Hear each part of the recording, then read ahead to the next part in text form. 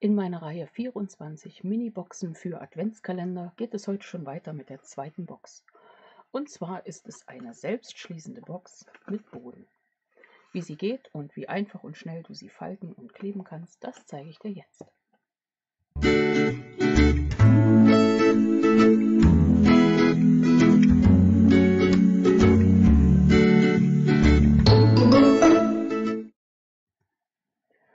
Hallo und herzlich willkommen in meiner Kreativwerkstatt. Schön, dass du dabei bist. Ich bin Angela von der Stempelfamilie und ich habe eine neue Reihe, 24 Mini-Boxen für Adventskalender. Vielleicht erinnerst du dich, letztes Jahr gab es da die großen, die normal großen Boxen, 24 Stück. Und dieses Jahr also das Ganze in Mini. Ich werde auch ein bisschen austauschen, es gibt dann mal andere Boxen. Angefangen habe ich letztens schon mit dieser Dreiecksbox oder Surcream-Container, kann man es auch nennen. Selbstschließend auch dieses. Hier ist schon mal ein bisschen dekoriert, das hatte ich dir letztens vorenthalten. Genau. Und heute gibt es also diese Box selbstschließend und das Ganze mit einem Boden unten. Ich habe sie einmal so gebastelt mit diesen scharfen Kanten und so werden wir sie auch zusammen machen. Aber als Alternative hätte ich auch diese hier, wo du einfach vom Boden her das Dreieck dir denkst und es praktisch so klebst, ohne es zu falten. So ist es vielleicht richtig formuliert. Okay, gar nicht lang quatschen. Es geht los. Ich brauche meinen Papierschneider, mit dem ich auch falzen kann. Ich lege ihn mal gleich richtig rum ein. Ein Stück Designerpapier, in dem Fall für die kleine Box 6 x 6 Inch. Du kannst das immer wieder anpassen. Merkst du, ist eine kleine Rechensache, aber das hast du natürlich drauf, ne? Okay, also ich nehme die erste Seite und falze jetzt bei 3,5, bei 7, bei 10,5 und bei 14. Und wenn du diese 6 x 6 Inch nicht hättest, das sind ja 15,2 x 15,2, könntest du es dir auch zuschneiden in 15 x 15 oder auch aus dem A4-Blatt in 14,75, bei 14,85 natürlich dann mal 14,85, dann kriegst du 2 Boxen aus einem Blatt, das erstmal nur so an der Seite am Rand. Okay, jetzt brauchen wir für den Boden 3,5 cm eine Falzlinie. Du hast gesehen, ich habe um 90 Grad gedreht und dann habe ich mir die nächste bei 14 cm gedacht. Damit du dich jetzt auf meinem Blatt gut orientieren kannst, schneide ich gleich mal da unten eine Ecke raus, und zwar ist das am Boden. Die Klebefläche hier drüben, die brauchen wir nicht, die brauchen wir nur an der Seite und oben. Also schneide ich hier dieses Eckchen schon mal raus. Hier unten sind meine 3,5 x 3,5 cm. Auch da zur Orientierung schneiden wir die schon mal ein.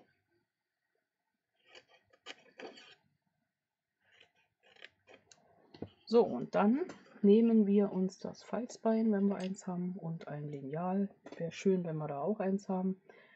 Wenn wir keins haben, das ist unterwegs.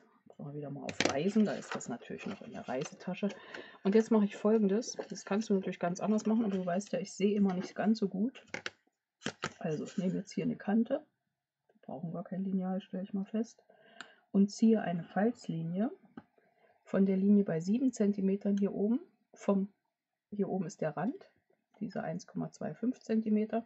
Ja, das ist die Linie, also wenn ich von unten anfange bei 14 cm, von da unten schräg die Diagonale zur ersten Spitze hier unten, zur ersten Kreuzung. Genau, und das Ganze mache ich auch in die andere Richtung, vom Rand hier unten hin. Schön sauber, das ist natürlich kein perfektes Lineal, was ich hier habe. Jetzt habe ich hier meine 7 cm, meinen Punkt von der ersten Abteilung oben, die erste Kreuzung, hier unten zur nächsten Diagonalen, zum Außenfeld auf der anderen Seite.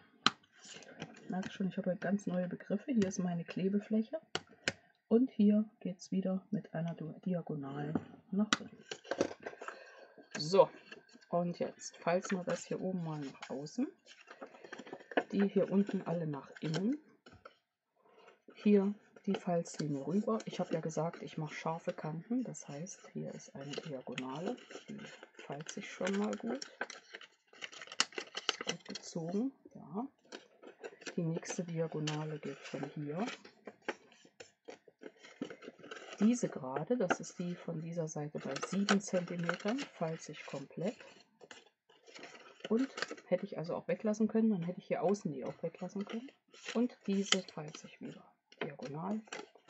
Und hier drüben die letzte noch einmal diagonal. Gut gefalzt, ist halb gewonnen.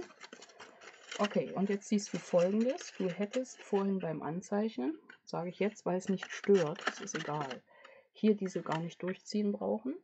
Ja, das ist die bei 3,5 und die hier drüben bei 10,5 auch nicht. Da sie aber nicht stört, habe ich die sehr wohl durchgezogen.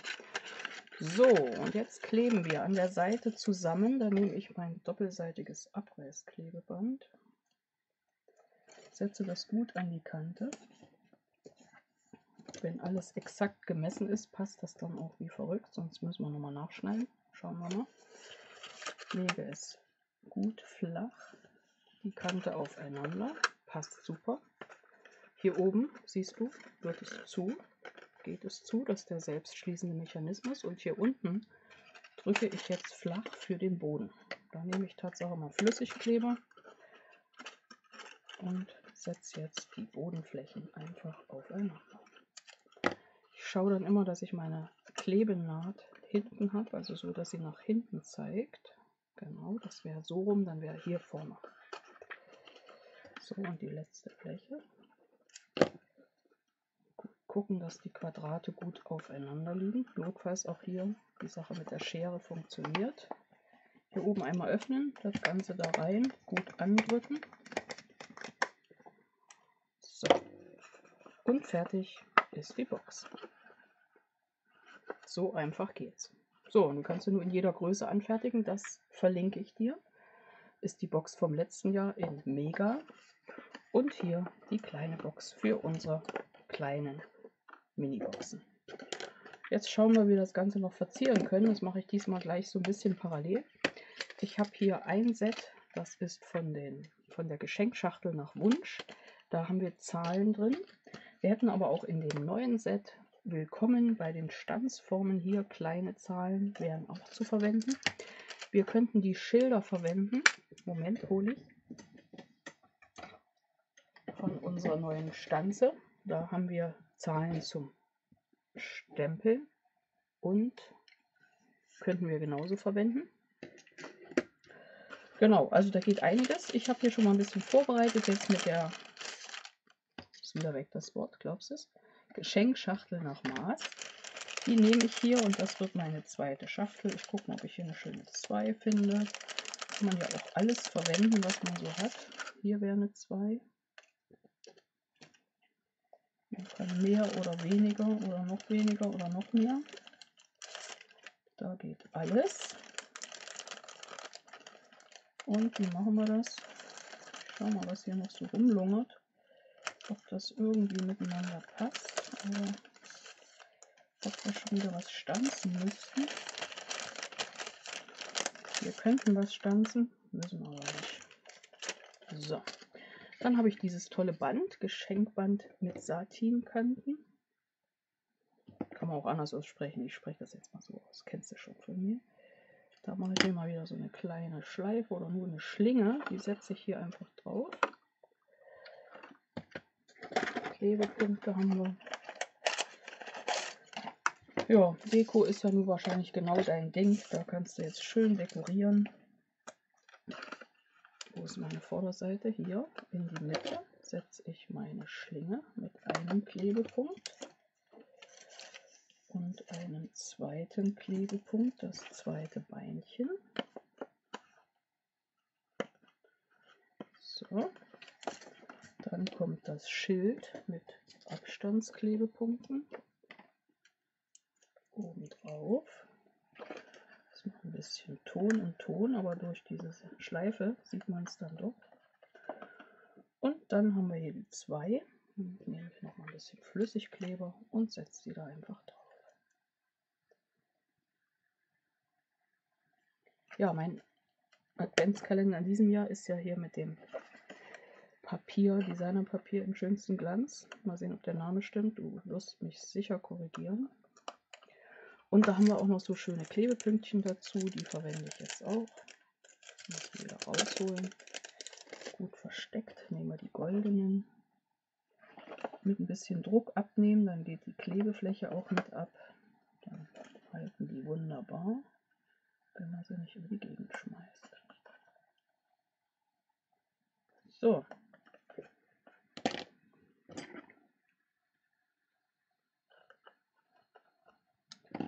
Und da ist meine kleine selbstschließende Box mit Boden. Wenn sie nicht wirklich schließt, dann machst du mal für ein paar Tage ein paar Klammern oben dran an die Boxen, aber eigentlich schließt sie wunderbar. So einfach und schnell ist die gemacht und dann können wir uns schon freuen, was es als drittes für eine Box gibt. Kannst schon gespannt sein oder schaust einfach mal zu den 24 Boxen aus dem letzten Jahr. Das war's. Ich hoffe, dir hat mein Projekt gefallen. Gib mir gern einen Daumen hoch. Hier geht es weiter mit noch mehr Schachteln, Boxen und Ideen. Und wenn du alle 24 Schachteln nachbasteln möchtest, dann abonniere unbedingt meinen Kanal. Wenn du das noch nicht gemacht hast, dann geht dir nichts verloren. Ich freue mich auf dich. Bis gleich in meinem nächsten Video. Deine Angela von der Stempelfamilie.